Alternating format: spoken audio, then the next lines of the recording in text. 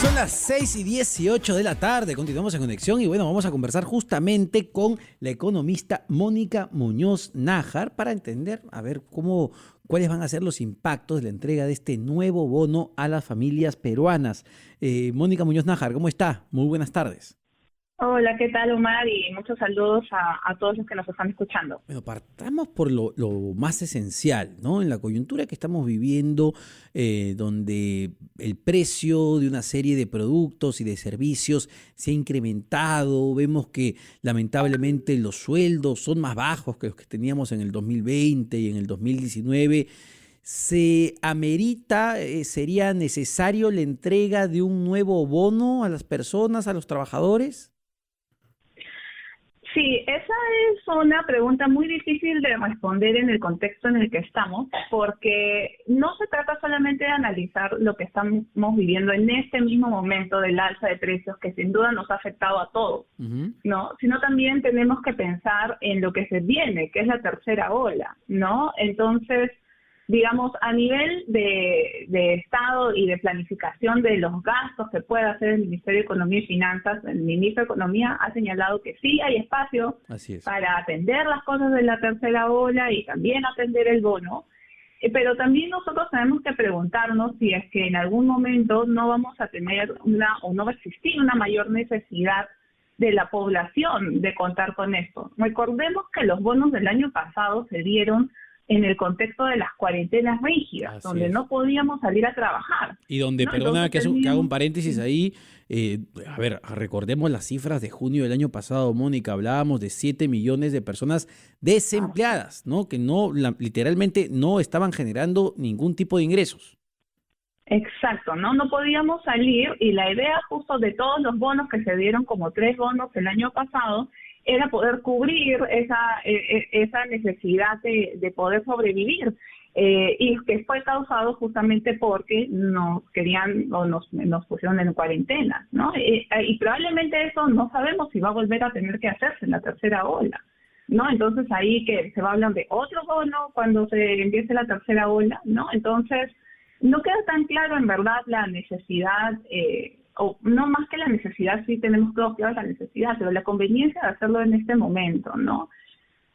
Exactamente. Y a ver, el abanico o el espectro que está planteando el premier Bellido. Ayer con nuestra compañera Mónica Delta anunciaba que el bono iría a beneficiar a 13 millones de personas. No a familias como fue en el pasado, sino a cada persona. Y habló de un criterio que entendemos está en evaluación, que el ingreso sea menor a los 3.500 soles. Entonces, una pregunta que salta a la vista es si el espectro no es muy amplio, es decir, no es que uno esté en contra de que se entreguen los bonos o los subsidios, sino que quizá terminemos, Mónica, beneficiando a aquellas personas que realmente no lo necesitan. Exacto. Ahí hay varios temas que analizar en lo que has dicho, ¿no? Lo primero es hablar un poquito acerca de por qué hacerlo por familia o por persona. El año pasado efectivamente era por familia, pero muchas veces lo que tú y yo o la gente que nos está escuchando entendemos por lo que es una familia, un hogar, es diferente a lo que se ve en las bases de datos. O sea, algo en las bases de datos que tiene el Estado.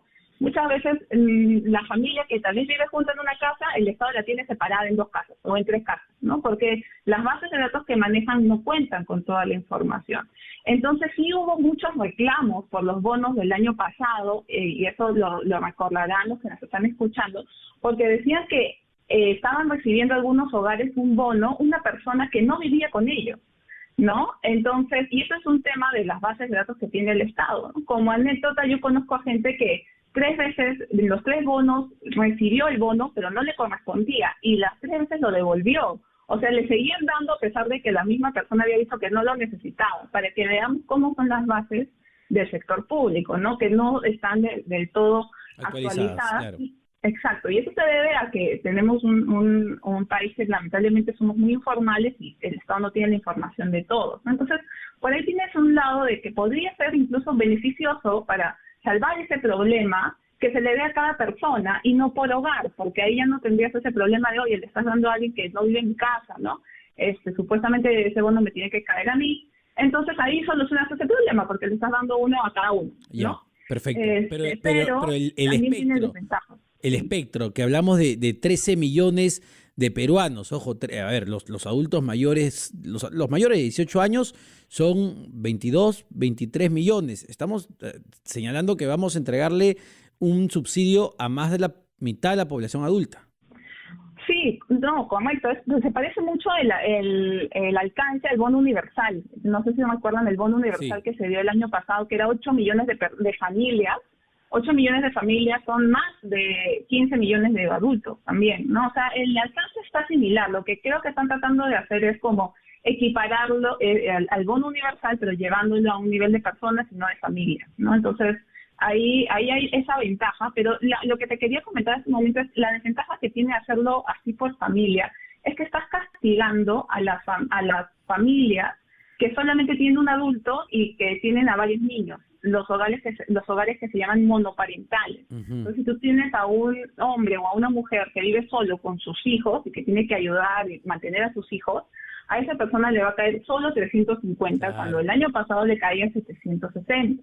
Entonces, esa es una desventaja y no es menor, es casi un tercio de las familias en el país son monoparentales, ¿no? Y probablemente sea justamente de las personas más vulnerables, mujeres que no pueden volver a trabajar porque tienen que seguir cuidando a la familia o a los hijos y no van a recibir el bono, pero en una cantidad menor que la que hubieran recibido si es que fuera por hogar. Ahora, ¿qué impacto tienen los bonos en coyunturas como esta? Es decir, ¿ayudan realmente a las personas, a las familias, o dado que como es de una sola vez, es transitorio, finalmente ese dinero termina licuándose?